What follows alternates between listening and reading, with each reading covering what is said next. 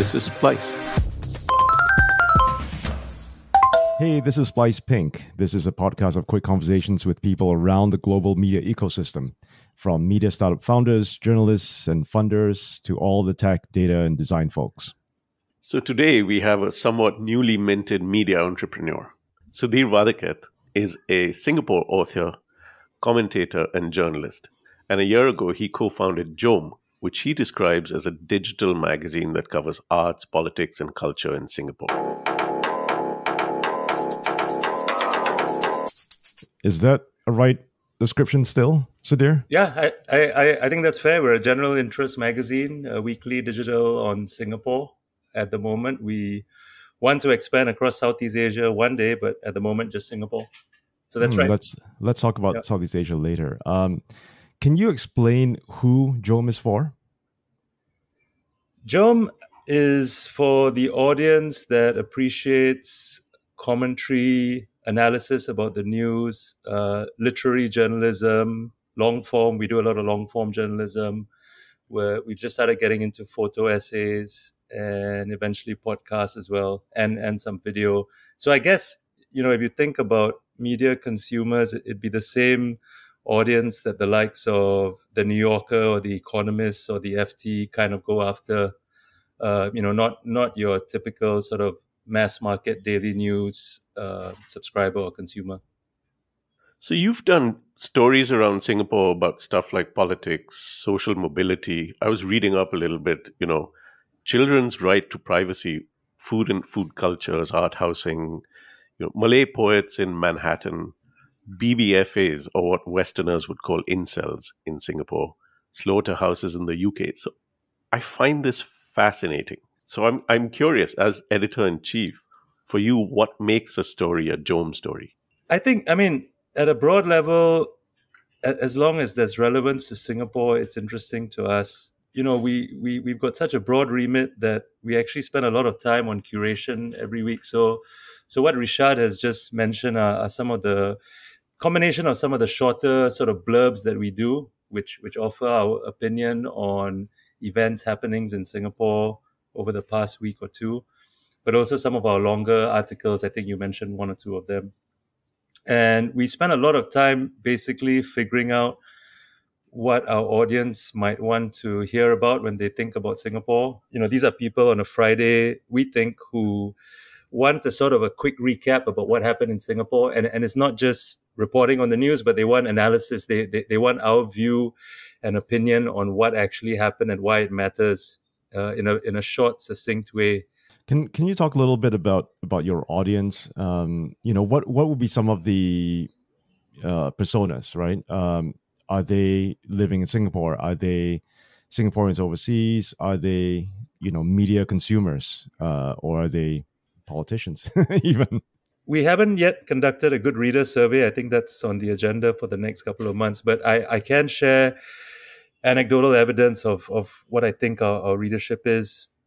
This also, I've been an independent writer for about 10 years. So I've got my own blog data for about 10 years. And I think from that, roughly 10 to 15% of the audience is overseas. And the rest is actually based in Singapore as far as the IP addresses go. Now, the overseas ones, I guess, are mostly Singaporean diaspora who are based in places like Hong Kong, Australia, Malaysia, London, and the US. Those are the popular places where I've tended to get a lot of readers. In terms of the profile, I think, there are a few groups that Jom's product, I guess, sort of satisfies. One, again, diaspora who are far away, maybe not plugged into Singapore news day to day, but once a week, they like that little snapshot, opinionated snapshot of what happened. They want to keep up to date with what's going on in Singapore without necessarily being inundated by news every day. Who else might fit that profile? We've got a lot of interest from, of course, other Singaporean writers and analysts and anybody who's in that broad space of keeping up with Singapore inside the country, but also people like embassies, right? We've got a lot of clients from the different embassies. So and it's quite nice. They regularly take us out for lunch or invite us to some of their sort of cocktail events at their embassies. So these are foreign foreign diplomats based in Singapore, right, who want to, for the same reasons, keep up to date with opinionated news of what's happening in Singapore, right, beyond what the Straits Times or the motherships of the world might be telling them. So I'm curious to go again, because we're Splice, we tend to ask a lot of questions about audience. Sure. And, in your recent memory, it doesn't have to be data or analytics, but what story recently stood out for your audience? What recently resonated? In late October, we published a couple of pieces around the destruction of Dover Forest.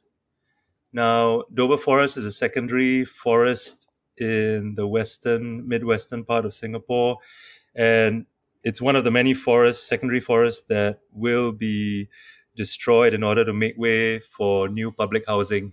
And in Singapore, and stop me if this is too much detail, but in Singapore, there's a lot of tension between the need to conserve our green areas, but also the need to provide affordable housing. So it's a never-ending tension that we'll have. Housing, as you all know, is extremely expensive in Singapore. It's gone up a lot, especially over the past couple of years. COVID has a lot of new money has come into Singapore. We approached that issue. We both wrote an essay and we also filmed a video, 8-minute video short, and we had a wonderful protagonist who actually lives in the area, and he took us through Dover Forest. He's a conservationist and environmentalist. I think those two, that sort of series, the essay and the video together, those are very popular to a whole bunch of people, right? Popular to people interested in green issues.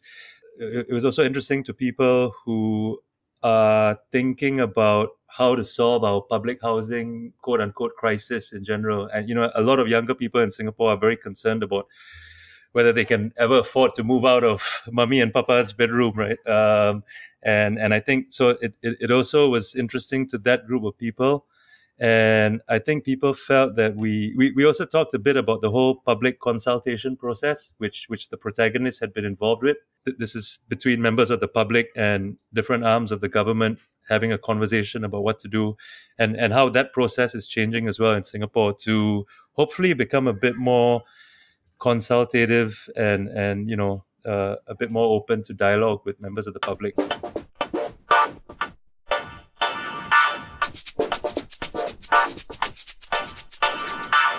I remember when you first launched your newsletter. This was August last year, right? And the first one, do you remember the headline for that? Man, actually, I don't, man. It was a fantastic headline because it said, "Isn't it risky starting a magazine in Singapore?" Oh yes. That is fantastic. Yes. Yeah.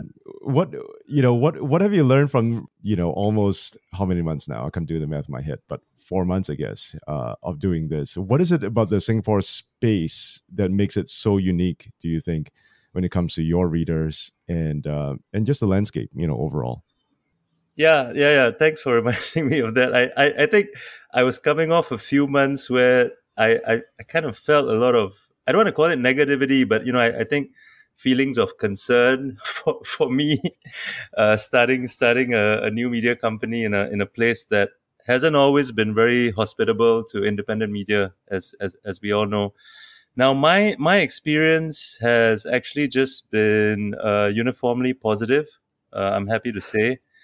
Now, we had a little bit of a hiccup right at the start in terms of registering our business. So it took a bit long to register our business with ACRA, which is the governing body in Singapore. But that was fine. We had very open, honest conversations with the officers there, and I think their main concern was around funding, which at the end of the day is a concern for many countries around the world, right?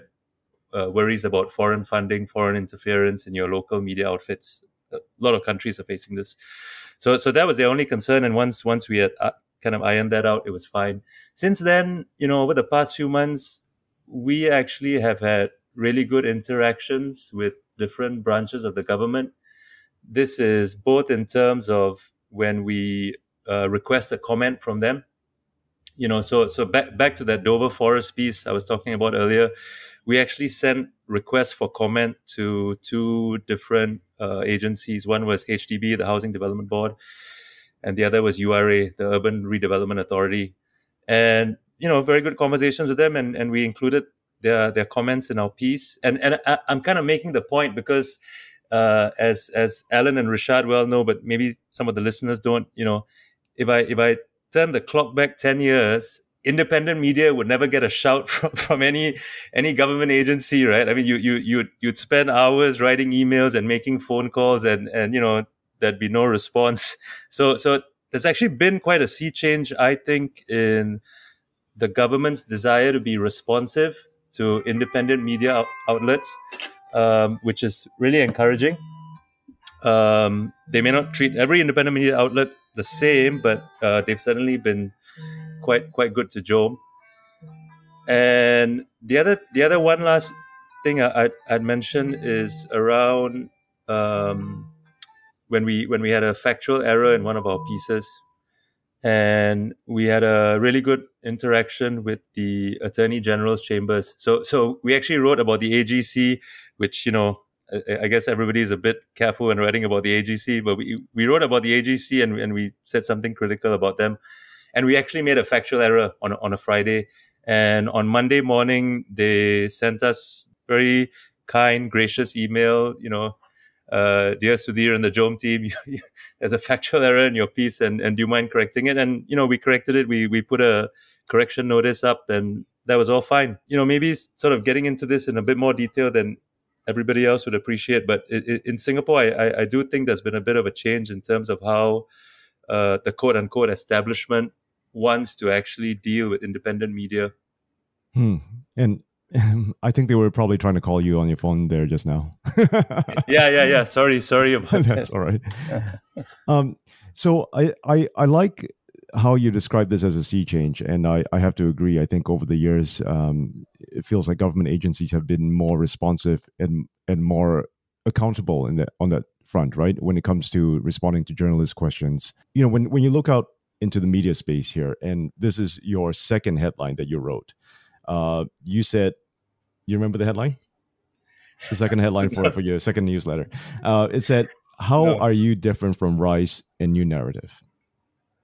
Yeah. So, looking back now, do you feel like you've sufficiently distinguished yourself as being, obviously different from your competitors? Are they even competitors to you? I think at one level, everybody is a competitor. I mean, that's the very generic, I guess, answer. The broad view would be even, video games on the phone are a competitor to us in terms of attention. But more directly, New Narrative and Rice are the closest analogs because they also tend to do sort of longer form literary type journalism. Have we distinguished ourselves enough from them? I'll kind of put New Narrative to the side a little bit because New Narrative has been going through a lot of changes, and I think the market isn't quite sure yet what New Narrative is or is becoming. So I think at the moment, maybe Rice, people still do compare us to Rice. It's still an ongoing process in terms of getting the market to understand how we're different.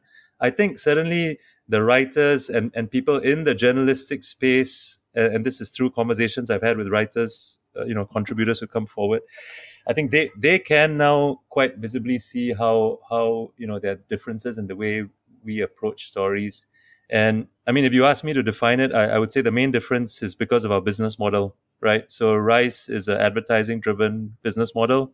Ours is a subscription-based business model, which, in my view, gives us a lot more latitude and space in the editorial process.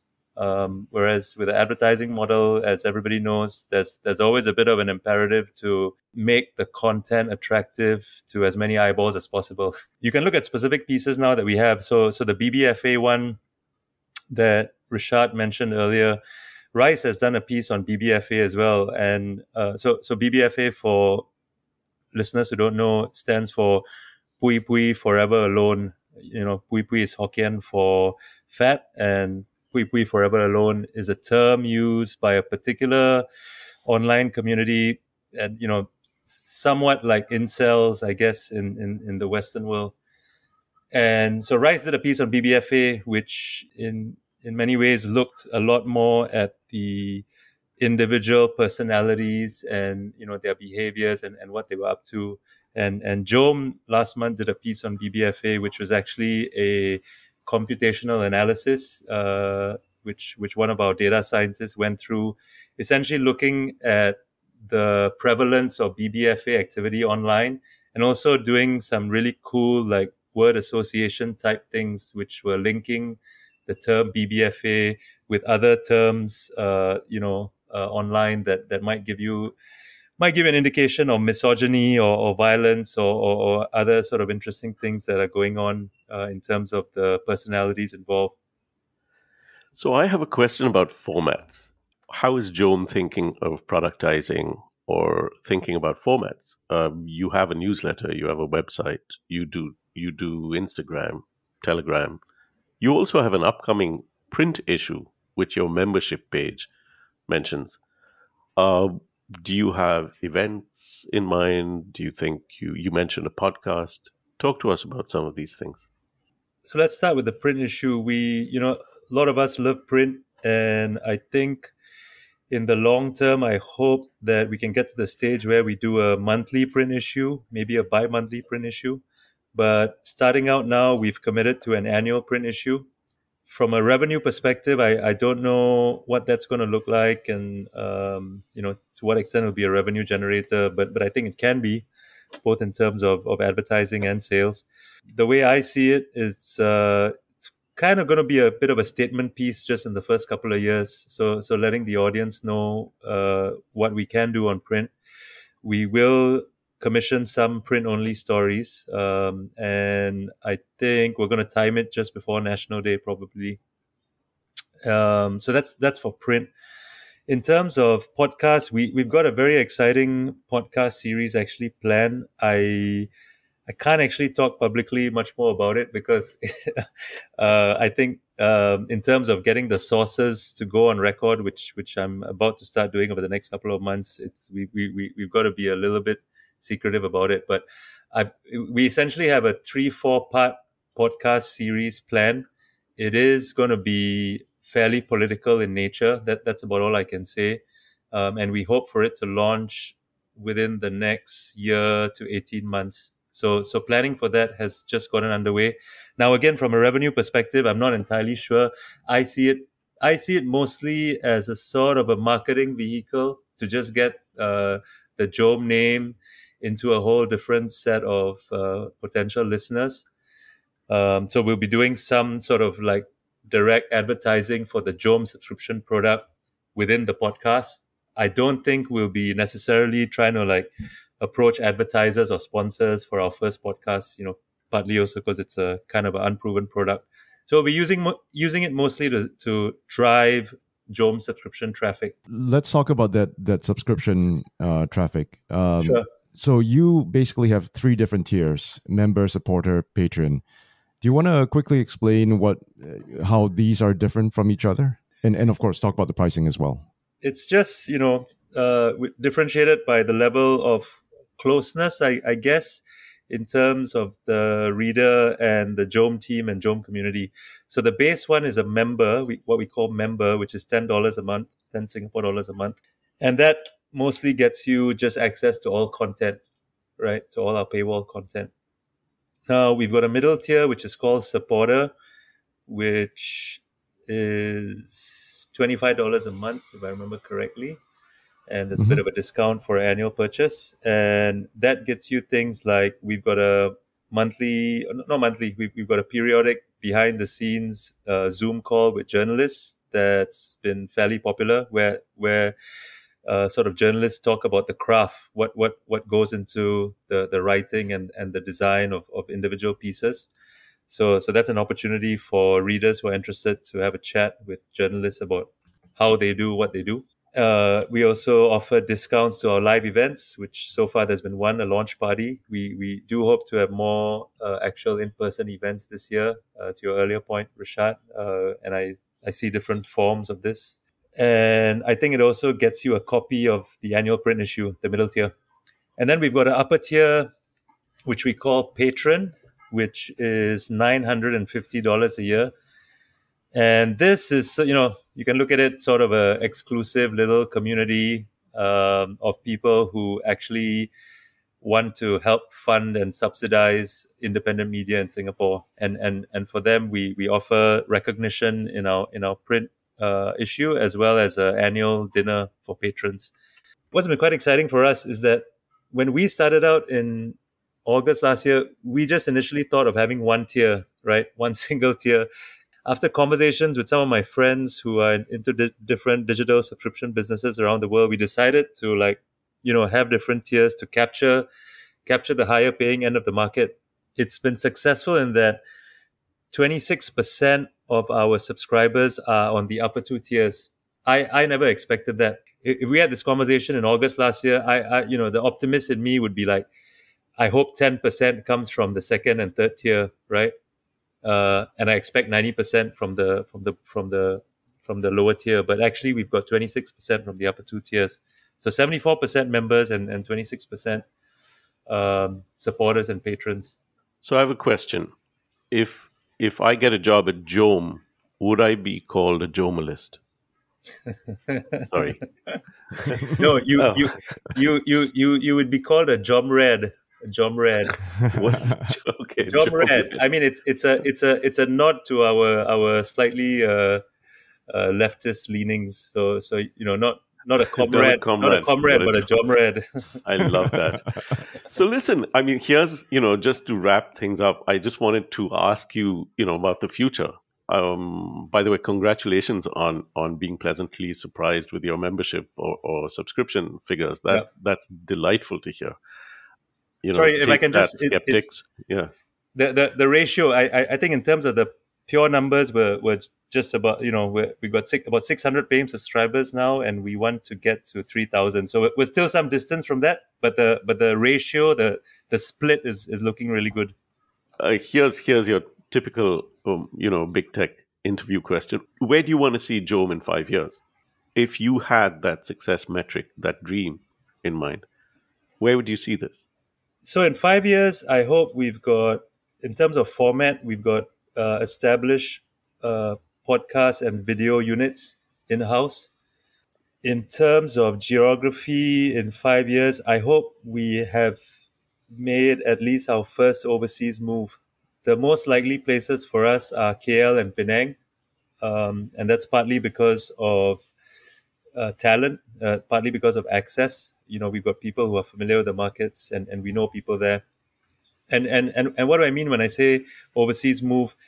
I think we want to move there and basically develop a local team that can do the same thing in KL or Penang that Jome Singapore is doing in Singapore, providing a curated, opinionated product for people in that particular city.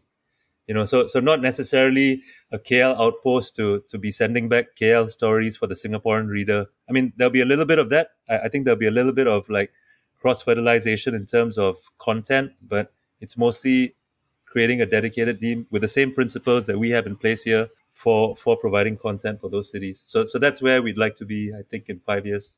Very good. So Sudhir, just to wrap things up, why don't you do a shout out and tell people where to go to be a member and how to be a member? Yes, please log on to jome.media/membership, and you can pick one of the 3 tiers, whatever works for you. And subscribe today to help support independent journalism in Singapore. And to be a Jomrad. And to be a Jomrad. Be a good Jomrad. All right. Well, that's a wrap for this episode of Splice Pink. If you like our conversations with people across the media ecosystem and want more, just hit subscribe. And better yet, just share this with someone else as well. And also, one more thing, get in touch with us. We're on splicemedia.com. Thank you, Sudhir. Thanks. Sudhir, all the best. Thank you.